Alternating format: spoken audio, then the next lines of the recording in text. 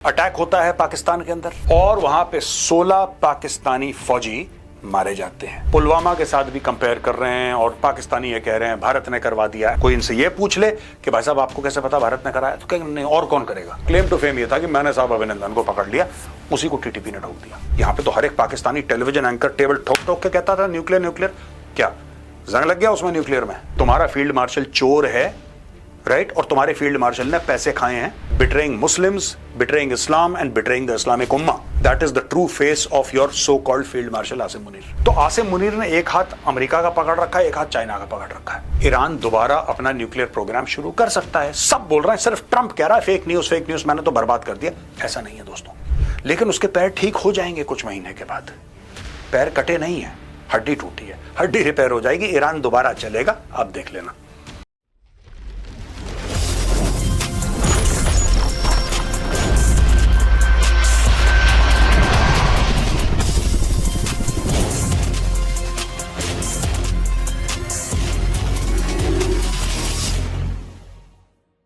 जय हिंद दोस्तों, मैं हूं मेजर गौरवारी और आप देख रहे हैं द चाणक्य डायलॉग्स।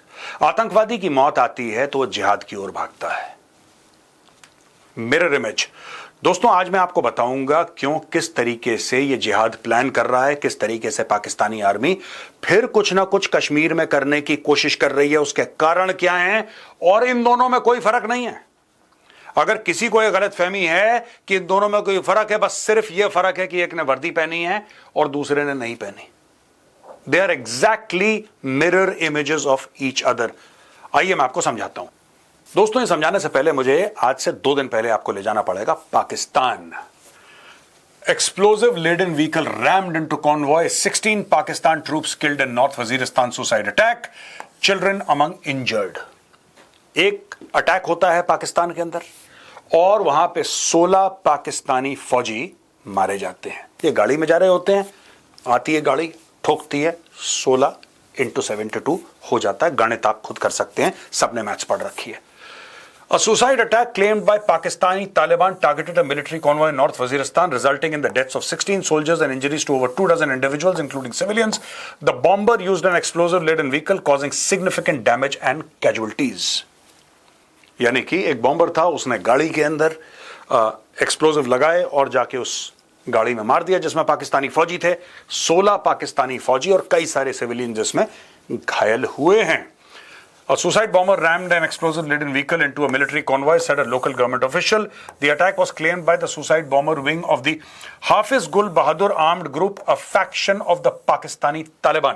जो पाकिस्तान तालिबान है दोस्तों, इसको तहरीक-ए-तालिबान पाकिस्तान के नाम से भी आप जानते हैं। ऑफिशियल नाम इसका तहरीक-ए-तालिबान पाकिस्तान है, राइट। उन्होंने ये अटैक प्लान करा। ये अटैक लगभग यहां पे इस इलाके में हुआ जिसको हमने रेड डॉट से मार्क कर रखा है। And as you can see it is towards the north west of Islamabad, जो कि पाकिस्तान की राजधानी है। Initial probe found that approximately 800 kilogram explosive इसमें यूज करा गया। आप समझ लीजिए कितना बड़ा धमाका होगा। 800 किलोग्राम एक्सप्लोजिव और used in the bombing according to an AP report, associated press की रिपोर्ट है। ये पूरा का पूरा मामला हमने टाइम्स ऑफ इंडिया से लिया है। बहुत इंपॉर्टेंट है आपको सोर्स बताना, वरना आप बोलेंगे साहब ये आपने लिया कहां से, ये खबर कहां से आई। तो खबर टाइम्स ऑफ इंडिया से आई है और ये एसोसिएटेड प्रेस की रिपोर्ट है जिसको टाइम्स ऑफ इंडिया ने कोट करा है दोस्तों। अब ये तो हमने आपको बता दिया कि वाकया क्या हुआ, घटना क्या घटी वहां पे। कई लोग इसको पुलवामा के साथ भी कंपेयर कर रहे हैं और पाकिस्तानी ये कह रहे हैं भारत ने करवा दिया, ऐसा करवा दिया, पुलवामा का बदला ले लिया। भारत ऐसी चीजें नहीं करवाता दोस्तों। पुलवामा के लिए हमने बालाकोट करा था, राइट। ऐसी गिरी घटिया हरकत जहां पे निहत्ते, हमारे कल्चर में वो है नहीं दोस्तों, हमारे समाज में नहीं है कि निहत्ते पे वार करो, राइट। ये उनके कल्चर में है कि निहत्ते पे वार करो, जो सो रहा है उसका गला रेत दो, उसको मार डालो। ये सब कायर वाले जो काम होते हैं ना कि किसी के पास हथियार नहीं है उसको मार। उड़ी में क्या हुआ था, उड़ी में क्या हुआ था, मैं इसलिए बोल रहा हूं आपको, ठीक है। ये सब हमारे काम नहीं है, इनके कल्चर को सूट करता है, इन्हीं को करने दीजिए। जैसा दोस्तों मैंने आपको बोला, पाकिस्तान ने भारत को ब्लेम करा इसके लिए और बोला कि ये सारी की सारी कार्रवाई भारत ने कराई है। अगर कोई इनसे ये पूछ ले कि भाई साहब आपको कैसे पता भारत ने कराया, तो कहेंगे नहीं और कौन करेगा। This is typical Lahori logic. अगर लाहौरी लॉजिक जैसी कोई चिड़िया है, आसमान में उड़ती है, तो दिस इज लाहौरी लॉजिक। और कौन करेगा और कौन कर सकता है, देयरफॉर 2+2 = 22, ये तो भारत ने नहीं करा होगा। ये कहते भी बड़े एक there is a plan in place दोस्तों, ये ऐसी हवाबाजी नहीं कर रहे हैं। एक प्लान के तहत जो भारत को ब्लेम कर रहे हैं, जो इन्होंने झूठा एक ब्लेम करा है भारत को इसके लिए, इसके पीछे भी प्लान है। वो भी मैं माइंडसेट जो है ना, मानसिकता, वो भी मैं आज आपको समझाऊंगा। The blast struck a military vehicle around lunch time in Khadi village despite a curfew that had been imposed in that area to facilitate the movement of security forces. अब ये देखिए साहब, सारी की सारी स्टोरी यहां पे है, ये एनडीटीवी से हमने स्टोरी ली है। अब जरा सोचिए इसके बारे में, just think about it for 1 minute. अगर आपकी गाड़ी किसी रोड से जा रही है और आप आरओपी लगा रहे हैं, यानी कि रोड ओपनिंग में क्या होता है दोस्तों, बहुत कॉम्प्लिकेटेड मामला है, लेकिन मैं इसका जिसको कहते हैं ना कि सरल तरीके से आपको बता देता हूं कि रोड के दोनों तरफ फौजी लगते हैं और वो रोड को सिक्योर करते हैं कि फौजी कॉन्वॉय बीच में चली जाए। ये बात मुझे समझ में आती है। डिस्टर्ब्ड एरिया है और एक रोड से फौजी गाड़ियों को जाना है, तो आपने कई 100 ट्रूप्स लगाए और ट्रूप्स ने पूरी रोड को सैनिटाइज करा, देखा कहीं माइन तो नहीं लगी है, कुछ तो नहीं लगा है, कोई हाइट पे कोई बंदा तो नहीं है जो फायर कर देगा उनके ऊपर, यानी कि उनके ऊपर हमला तो नहीं हो सकता। और आपने रोड के दोनों तरफ आपने, और डेप्थ एरियाज में भी आपने सैनिटाइज कर लिया, आपने जो हाइट्स हैं वो आपने पकड़ ली और आपने बोला कि कॉन्वॉय बीच में। ये मुझे स्टोरी समझ में आती है। ये काम कश्मीर में भी होता था हमारे टाइम पे भी, और बाद में भी हुआ है काम। तो ऐसी बात नहीं है कि आरोपी हमारे लिए कोई नई कार्रवाई है, लेकिन ये मुझे समझ में नहीं आता यार। Despite a curfew that had been imposed in the area to facilitate the movement of security forces, curfew लगा दिया आपने। कर्फ्यू का क्या मतलब है? जब आप रोड ओपनिंग लगाते हैं, आरोपी लगाते हैं, इसका मतलब कि आपको यह अंदेशा है कि आतंकवादी अटैक करेंगे। लेकिन जब आप पूरे शहर पे कर्फ्यू लगा देते हैं, पूरे गांव में कर्फ्यू लगा देते हैं, इसका मतलब आपको यह डर है कि गांव वाले आप पे हमला कर देंगे। वरना गांव वालों का क्या लेना देना यार? अगर गांव वाले आपके साथ हैं और आपको सिर्फ आतंकवादियों के से ही डर है कि आतंकवादी हमारे ऊपर अटैक करेंगे, तो जहां से आप जा रहे हैं उस एरिया को सिक्योर करिए। ये कह रहे हैं साहब कि ये पूरी विलेज में, पूरे गांव में, पूरे कस्बे में इन लोगों ने कर्फ्यू लगवा दिया, कोई घर से बाहर नहीं निकलेगा।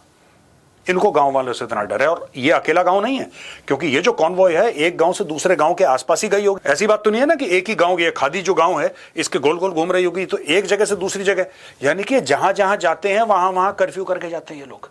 यानी कि आम लोग इनको पसंद नहीं करते और आम लोग इनके ऊपर हमला कर रहे हैं। ये तो खैर हाफिज गुल बहादुर ग्रुप ने करा, मैं इसके बारे में नहीं कह रहा, बट जनरली ये कैसी बात हो गई यार कि ये कर्फ्यू लगा दिया पूरे गांव में कि कोई घर से बाहर नहीं निकलेगा, कर्फ्यू है, क्योंकि पाकिस्तानी फौज की गाड़ियां चल रही है। On Saturday a suicide bomber rumped N explosive, ये देखिए दोबारा ये इन खैबर पख्तूनख्वा नॉर्थ वजीरिस्तान, और यहां पे ये देखिए ये कुछ पाकिस्तानी अखबार 13 दे रहे हैं, लेकिन एक्चुअल फिगर जो बाद में आया, एक्चुअली क्या है कि कुछ गंभीर रूप से घायल थे, बाद में उनकी मौत हो गई। टोटल जो फिगर है 16 है आज की तारीख में दोस्तों। वॉज कैरिड आउट बाय फितना अल ख्वारिज। अब फितना अल ख्वारिज ये लोग कहते हैं तहरीक तालिबान पाकिस्तान, फितना कहते हैं जो एनआरकी फैलाते हैं उन लोगों को, फितना अल ख्वारिज ये इनको कहते हैं, तहरीक तालिबान पाकिस्तान को। ये पाकिस्तान की आर्मी का मॉरल कैरेक्टर है। ओ भाई इनसे लड़ो, टेररिज्म को खत्म करो, टेररिस्ट को खत्म करो। ये जहां छुपे हैं इनको जाके मारो वहां पे, या जो भी तुम्हें एंटी टेरर ऑपरेशंस करने हैं वो करो। Launch operations against terrorists, what will you gain by change. Pakistani army ने क्या करा, इनको पता है कि तहरीक तालिबान पाकिस्तान से ये लड़ नहीं सकते, they know that for a fact. ठीक है, अभी 4-5 दिन पहले या 3-4 दिन पहले एक उनका मेजर मारा गया, टीटीपी ने ठोक दिया उस मेजर को। ये वही था जिसने अभिनंदन को पकड़ा था, उसका क्लेम टू फेम ये था कि मैंने साहब अभिनंदन को पकड़ लिया, उसी को टीटीपी ने ठोक दिया। और पाकिस्तानी आर्मी का क्या रिस्पॉन्स है, अब हम तहरीक तालिबान पाकिस्तान से लड़ाई लड़ेंगे, और लड़ते लड़ते लड़ते हमने टीटीपी का नाम चेंज कर दिया। आपने उसका नाम चेंज कर दिया, उससे क्या होगा, आप उसका नाम तहरीक तालिबान पाकिस्तान की जगह पाकिस्तान तालिबान तहरीक कर दो, फिर क्या हो जाएगा। और भाई you have to act against the terrorists, you have to finish terrorism, that does not happen by changing the name. फितना अल ख्वारिज, ये नाम इतना डिफिकल्ट है, ये अरबी का नाम है, तो आपको क्यों लगता है कि फितना अल ख्वारिज उनका नाम रखा है? ये इसलिए रखा है, ये दुनिया को नहीं बताना चाह रहा पाकिस्तान। जो पाकिस्तान ये कह रहा है, मैं आपको इसलिए बता रहा हूं दोस्तों, मैं आपको इसलिए समझा रहा हूं क्योंकि पाकिस्तान ने भारत को ब्लेम करा। अगर भारत को ब्लेम करा है पाकिस्तान ने, तो पाकिस्तान ये चाहेगा कि पूरी दुनिया समझे इसको। जाहिर सी बात है, अगर इंडिया को ब्लेम कर रहे हैं तो आप इंडिया को कोट अनकोट एक्सपोज करना चाहते हैं ना पूरी दुनिया के सामने। आप ये अजीबोगरीब फितना अल ख्वारिज, ऐसा कोई अजीब सा बेकार सा इसका मतलब ही किसी को नहीं पता है। आपको गोरे को बताना है कि सिर्फ भारत ने करा ये काम, आपको गोरे को बताना है। आप गोरे को बोलेंगे फितनाल खारिज, वो बोलेगा can you please repeat the question, उसको पता ही नहीं फितनाल खारिज क्या होता है। ये नाम इसलिए रखा है क्योंकि ये चूरनी अपने खुद के लोगों को बेचना चाह रहे हैं। मैं आपको इसलिए बता रहा हूं क्योंकि पाकिस्तानी जो है, जिसने अरबी पढ़ी है, जिसको थोड़ा बहुत अरबी का इल्म है, वो 2 मिनट में समझ जाएगा कि फितनाल खारिज कौन है। ये जो प्रोपेगेंडा कर रहे हैं अपने लोगों के खिलाफ कर रहे हैं, अपने लोगों को भारत के खिलाफ और भड़काने के लिए, ताकि एक्सटर्नलाइजेशन ऑफ थ्रेट, जब बाहर से आपको पता लगेगा खतरा बाहर से है, ओ भारत का सपोर्ट है तभी फितनाल खारिज है, इसका मतलब आसिम मुनीर और मजबूत बन जाएगा। अगर ये चाहते दुनिया को ये बताना, जैसा ही कह रहे हैं कि पाकिस्तान ब्लेम्स इंडिया, तो कुछ और रखते इसका नाम, इसका पूरा कॉन्सेप्ट कुछ और होता कि हम दुनिया को ये माल बेच पाए भाई कि भारत ने करवाया। इनको दुनिया को माल नहीं बेचना, ये अपने जो जाहिल पाकिस्तानी है उन्हीं को माल बेचना है। That is why this name. According to the Dawn, Inter-Services Public Relations Pakistan military media wing said in a statement that in their desperation, an explosive-laden vehicle was rammed by the Indian-sponsored Kharjis into one of the vehicles of the leading group.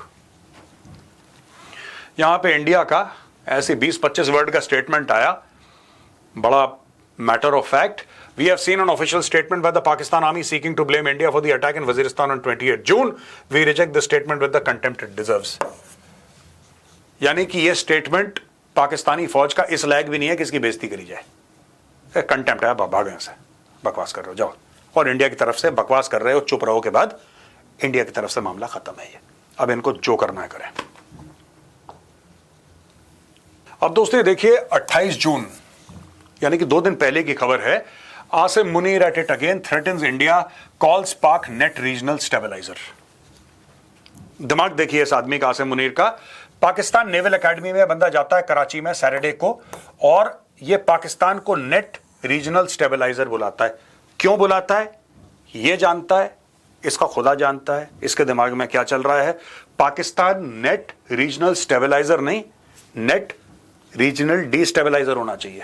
Pakistan ने आज तक किसी का भला करा हो तो please comments में लिखिए कि साहब उस तारीख को उतने साल पाकिस्तान ने इस बंदे का भला करा था, इस मुल्क का भला करा था। Claiming that Islamabad had responded resolutely to unprovoked Indian military aggression, Pakistan Army Chief Asim Munir alleges 2 unprovoked Indian attacks. Munir calls India's actions a lack of strategic foresight. He vows strong response to any future Indian aggression. Despite provocation, Pakistan displayed restraint and maturity, reaffirming its commitment to regional peace. ये देखो, ये आदमी कितना बड़ा fraud है, ये कितना बड़ा चोट्टा है आसिम मुनीर। ठीक है, अपने लोगों को झूठ बोल रहा है, पाकिस्तान नेवल एकेडमी में जाके झूठ बोल रहा है। राइट, पहलगाम का कोई जिक्र नहीं है, कह रहा है कि अनप्रोवोक्ड इंडियन अटैक्स हो गए, यानी कि दो अनप्रोवोक्ड इंडियन अटैक हो गए, और लैक ऑफ स्ट्रेटेजिक फोरसाइट। अब कौन इस गधे जाहिल को यह समझाए कि स्ट्रेटेजिक फोरसाइट का मतलब नहीं है।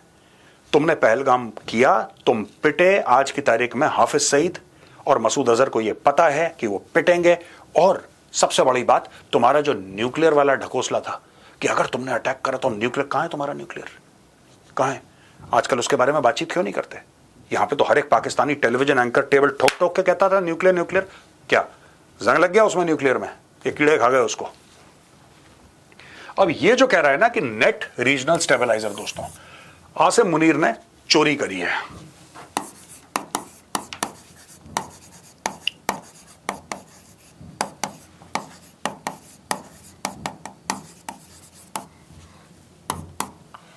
Asim Munir is a thief, Asim Munir चोर है। ठीक है, मैं यहां पे लिख देता हूं आप लोगों को जिनको हिंदी समझनी है। आसिम मुनीर चोर है। ठीक है, ये क्यों चोर है? ये कह रहा है नेट रीजनल स्टेबलाइजर। अगर आप ये देखेंगे 29 नवंबर 2022, ये डेट देखिए, और पूरा ministry of defence government of India का ये एक आप ये देख लीजिए, this is a press release actually. ये पूरा मैं आपको डेट भी मार्क कर दी है। India has emerged as a regional power and net security provider in the Indo-Pacific, as its capacity to provide humanitarian assistance and disaster relief to its citizens as well as regional partners has grown in recent years.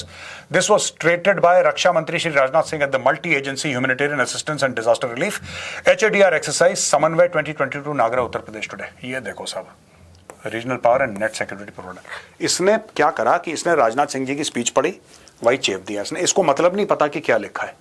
तो आप देख रहे हैं दोस्तों, आप ये देख लीजिए कि नवंबर 2022 को, ठीक है, आज से तकरीबन 3 साल पहले, मोटा मोटी बता रहा हूं आपको, 2.5-3 साल पहले राजनाथ सिंह जी बोलते हैं, उन्हीं का डायलॉग कट कॉपी पेस्ट करके आसिम मुनीर 28 जून को बोलता है।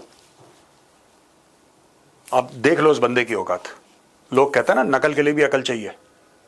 मुझे याद था, इसलिए मैंने इंटरनेट से निकाला। मैंने याद था कि राजनाथ सिंह जी ने बोला था, ये कहां पे बोला था, ये आप HADR आगरा, ये याद नहीं, पर मुझे ऐसा था कि हाँ, इन्होंने 2022 में कुछ ना कुछ ऐसा बोला था, मेरे दिमाग में था। मैं गया इंटरनेट पे सर्च करा, मैंने बोला ये तो चोर है बिल्कुल आसिम मुनीर, टोटल फ्रॉड। किसी और की स्पीच लेके खुद चेप दी इसने, नेट रीजनल स्टेबलाइजर। इसको ये भी नहीं पता, इसको ये भी नहीं पता कि नेट रीजनल स्टेबलाइजर किसको बोलते हैं। आज की तारीख में पाकिस्तानी बड़े कंफ्यूज्ड हैं कि इरानियन एम्बेसी इन इंडिया ने भारत की तारीफ क्यों करी, जय हिंद जय ईरान क्यों लिखा। इसीलिए लिखा क्योंकि तुम्हारा फील्ड मार्शल चोर है, राइट, और तुम्हारे फील्ड मार्शल ने पैसे खाए हैं। और वो जो एशियन डेवलपमेंट बैंक से 350 मिलियन मिले हैं ना, वो गद्दारी की फीस है पाकिस्तानियों। जो 350 मिलियन एशियन डेवलपमेंट बैंक के पाकिस्तानी विमेन को हम फाइनेंशियली इंडिपेंडेंट करेंगे और सपोर्ट करेंगे, एक्सेस टू फंड्स, ये कुछ नहीं होने वाला। ये सारा का सारा आसिम मुनीर पैसा खा जाएगा, खाऊआ है ये। और आसिम मुनीर को, he has received this money from the United States for betraying Iran, betraying Muslims, betraying Islam and betraying the Islamic Ummah. That is the true face of your so-called Field Marshal Asim Munir. दोस्तों, हम बात कर रहे थे किस तरीके से आसिम मुनीर ने पैसा खाया अमेरिकन से और ईरान के साथ दगा करी। ये हम बता चुके हैं पिछली स्लाइड में, और कई बार मैं ये बात बोल चुका हूं, लेकिन एक बात मैं दोबारा रिपीट करूंगा, आसिम मुनीर ने फिर चीन से भी पैसा खा लिया। मोर देन $3 बिलियन के लोन्स को रोल ओवर करा गया, जो कि आज के आपने जो कैप्सूल था हमारा 10 मिनट का, आपने उसमें देखा होगा किस तरीके से उसने यहां से भी पैसे लिए, वहां से भी पैसे लिए, और पूरे फ्रॉड के पैसे हैं, ये पूरे फ्रॉड के पैसे हैं। इसने वहां से भी पैसे ले लिए। अभी क्या कर रहा है, ये दोबारा फिर अमेरिका से पैसा लेगा। तो आसिम मुनीर ने एक हाथ अमेरिका का पकड़ रखा है, एक हाथ चाइना का पकड़ रखा है, और दोनों से पैसे ले रहा है वो। और जो पाकिस्तानी कौम खुश हो रही है कि देखो दोनों को बेवकूफ बनाया, दोनों काफिरों को बेवकूफ नहीं बनाया बेटा। ये पैसे आसिम मुनीर ले जाके उन्हीं काफिरों के बैंक में डालेगा, और इसके पोते पोती खेलेंगे सोने चांदी के पालने में, और तुम लोगों का बेवकूफ कट गया दोबारा। ठीक है पाकिस्तानियों, ये देखो, Middle East conflict, Iran warns Israel में break ceasefire, says prepared to give strong response. ठीक है जी। अब ईरान ने तय कर लिया है कि बड़ा तगड़ा जवाब देंगे इजराइल को, क्योंकि उनको यह यकीन है कि इजराइल ब्रेक करेगा सीज फायर। ईरान का टॉप मिलिट्री कमांडर ने एक्सप्रेस कराए serious doubts over Israel's commitment to the ceasefire. Speaking to Saudi Arabia's defence minister prince Khalid bin Salman on Sunday, Iran's chief of staff of armed forces Abdul Rahim Musavi warned that Tehran is prepared to retaliate if hostilities resume, since we have complete doubts about the enemy's adherence to its commitments. अब ये देखिए ना, पूरा का पूरा जो है ये स्टेटमेंट है, ईरान दोबारा अपने आप को तैयार कर रहा है लड़ाई के लिए। किसी को अगर ये लगा कि राइजिंग लाइन खत्म हो गया, किसी को लगा कि मिडनाइट हैमर खत्म हो गया, कुछ नहीं। अब ट्रंप धीरे धीरे धीरे दोस्तों कन्विंस हो रहा है, क्योंकि IAEA की भी रिपोर्ट आई है, राइट। उनकी रिपोर्ट ये आई है कि कुछ महीनों के बाद ईरान दोबारा अपना न्यूक्लियर प्रोग्राम शुरू कर सकता है। सब बोल रहे हैं, सिर्फ ट्रंप कह रहा है फेक न्यूज मैंने तो बर्बाद कर दिया। ऐसा नहीं है दोस्तों। हां, क्या ईरान के न्यूक्लियर प्रोग्राम को चोट पड़ी है? जबरदस्त, बिल्कुल पड़ी है, इसमें कोई डाउट नहीं है, राइट। इस वक्त ईरान के पैर टूट गए हैं और ईरान बड़ी मुश्किल से लंगड़ा रहा है और चल रहा है, बड़ी मुश्किल से। लेकिन उसके पैर ठीक हो जाएंगे कुछ महीने के बाद। पैर कटे नहीं है, हड्डी टूटी है, हड्डी रिपेयर हो जाएगी, ईरान दोबारा चलेगा, आप देख लेना। Although Iran did not start the war, Mousavi said the country responded to the aggressor with all out power. अब देखिए साहब, यहां पे इसमें make them regret, Iran's top cleric, यहां पे a fatwa is an interpretation of Islamic law issued by Marja, a title given to the highest level of 12 Shia religious cleric. अब ये कह रहे हैं कि साहब, Iran's top Shia cleric has issued a fatwa or religious decree against US President Donald Trump and Israeli Prime Minister Netanyahu, calling them enemies of God. अब देखिए साहब, इसमें क्या है मैं आपको बताता हूं। ये क्यों करा गया है, मैं आपको ये भी समझा देता हूं, ये करा क्यों गया है। ये सिर्फ ये जरूरी नहीं था कि ईरान की फौज कुछ कार्रवाई करे। इन्होंने ये करके क्या कर दिया और इसमें पाकिस्तान का क्या एंगल है। Any person or regime that threatens the leader or marja, may God forbid, is considered a warlord or a muharib, Makarem said in the ruling according to Mehr News Agency. अब ये कर क्या रहे हैं दोस्तों, आपने फतवा जारी कर दिया। फतवा किसके लिए? फतवा will be applicable on all Muslims world wide. लोगों ने इसको डिस्कस करा, लोगों ने इसको छोड़ दिया, लोगों ने बोला अच्छा ठीक है, कोई कर रहा होगा, वहां पे मौलवी बैठा हुआ ईरान में, हमें क्या फर्क। नहीं, ऐसे ही मौलवियों ने सलमान रश्दी के खिलाफ इन्होंने फतवा करा था। 20 साल के बाद, पता नहीं 10 या 20 साल के बाद, उसकी आंख में किसी ने चाकू मार दिया। ठीक है, सैटानिक वर्सेस एक किताब थी जो उसने लिखी थी, इसके चलते उसकी हत्या करने की कोशिश करी, मल्टीपल स्टैब वुंड्स थे, आंख में चाकू मारा सलमान रश्दी। आप जाके इंटरनेट पे चेक कर सकते हैं। ये जो फतवा यहां पे जारी हुआ है, ये आपको पता है फतवा क्यों जारी हुआ है दोस्तों? ये सिंपल इस कारण से जारी हुआ है कि नाउ नेतन्याहू या ट्रंप को मारना है, ये हमने पब्लिक में डाल दिया। ये जो लड़ाई थी, जो आज तक अब फौजों के बीच में चल रही थी, इजरायली और अमेरिकन मिलिट्री ठोक रहे थे ईरानियों को, उनकी मिलिट्री को, और ईरानियन मिलिट्री रिस्पॉन्ड कर रही थी by bombing an American base और bombing Israel, and vice versa, Israel was responding by bombing Tehran, etcetera etcetera, जो भी चल रहा था इनका लड़ाई। I will not get into that. अब ईरान ने इसको एक्सपैंड कर दिया है। ईरान को यह पता है कि ईरान की मिलिट्री कैपेबिलिटी नहीं है इजराइल से लड़ने की। They do not have the capability. और इजराइल को अमेरिका की जरूरत नहीं है। अमेरिका की जरूरत उनकी सिर्फ वो थी कि भाई ये न्यूक्लियर इनकी साइट्स हैं, इधर पेनिट्रेशन बॉम्ब जो है वो मारो, बिकॉज जाहिर सी बात है इजराइल के पास ऐसा कुछ था नहीं। लेकिन आपने कभी नोट करा है कि ये जो रिलीजियस क्लेरिक है, शिया रिलीजियस क्लेरिक, ये फतवा जारी करता है ट्रंप और नेतन्याहू के खिलाफ। इसका मतलब क्या है? ये फतवा किसके लिए, कौन इसको पूरा करेगा? आम लोग पूरा करेंगे। And this is a global फतवा। तो कहीं पे न्यूयॉर्क में कोई बैठा है, ट्रंप जब राष्ट्रपति नहीं बना था, किसी ने अटेम्प्ट करा था ना उसको गोली मारना, कान में गोली लगी थी ट्रंप के, आपको याद होगा, राइट? कभी ना कभी तो ऐसा होगा कि ट्रंप के पास वो सिक्योरिटी नहीं होगी जो आज की तारीख में। 3.5 साल तो उसके बाकी हैं ट्रंप के एज राष्ट्रपति। 3.5 साल के बाद तो वो एक्स प्रेसिडेंट बन जाएगा, वो उसकी सिक्योरिटी रहेगी, ठीक है, सीक्रेट सर्विस की। लेकिन जो अभी है उसकी आधी से आधी रह जाएगी यार, इस लेवल की थोड़ा ना रहेगी। वो एयरफोर्स वन में थोड़ा ना ट्रैवल करेगा। सिमिलरली फॉर नेतन्याहू आज नहीं तो 2 साल के बाद, नहीं तो 5 साल के बाद कभी ना कभी तो प्रधानमंत्री पद से हटेगा और उसकी सिक्योरिटी थोड़ी सी डाउनग्रेड हो जाएगी। तो आपने बोल दिया कि दुनिया में कहीं भी देखो आपको अटेम्प्ट करना है। This is the total psychology behind this. और दोस्तों पाकिस्तान का इसमें यह एंगल है कि आप देखिए ईरान अपने आप को दोबारा तैयार कर रहा है। यह पाकिस्तान है, मैं आपको बता रहा हूं, पाकिस्तान है जो फिर इनके बारे में इंटेलिजेंस इकट्ठा करेगा, ईरान के बारे में, ये अमेरिका को देगा और फिर अमेरिका को बोलेगा कि देखो यहां पे फिर से गड़बड़ हो रही है ईरान में, फिर से गड़बड़ हो रही है, फिर से अपना न्यूक्लियर बना रहे हैं, ISI की ये रिपोर्ट है, दोबारा इनके ऊपर हमला करो। तो फिर अमेरिका बोलेगा हाँ हमें हमला तो करना है, बात तो ठीक है, इट्स वेरी गुड, बट हमला करें कैसे? हमें तो स्पेस चाहिए, हमें तो एयर स्पेस चाहिए, हमें ग्राउंड, हमें जमीन चाहिए, हमें सब कुछ चाहिए। हमला एक तरफ से करेंगे लेकिन दूसरी तरफ से सपोर्ट तो चाहिए। पाकिस्तान बोलेगा जी मैं हाजिर हूं, आप बताइए। आसिम मुनीर वहां पे खड़ा है, आप बताइए, आपका गुलाम आसिम मुनीर, बताइए।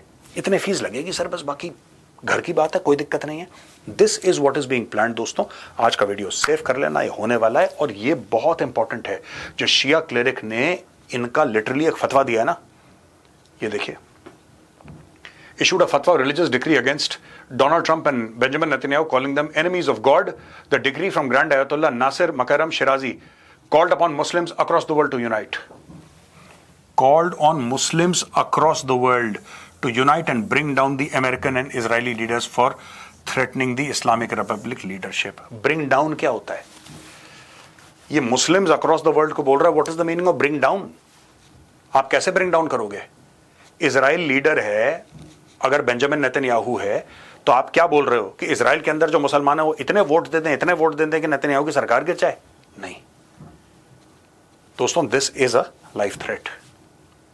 अगर मैं खुले शब्दों पर बोलूं तो इनकी खुल के ये मौलाना साहब ने सबके सामने सुपारी दे दी है। नेट ये बात है, ठीक है, ये मेरा एनालिसिस है। चलिए दोस्तों, आज का वीडियो यहीं पे खत्म होता है। पसंद आए तो इस वीडियो को लाइक करिए, हमारे चैनल को सब्सक्राइब करिए, बेल आइकन दबाना बिल्कुल मत भूलिएगा। जय हिंद, वंदे मातरम, भारत माता की जय।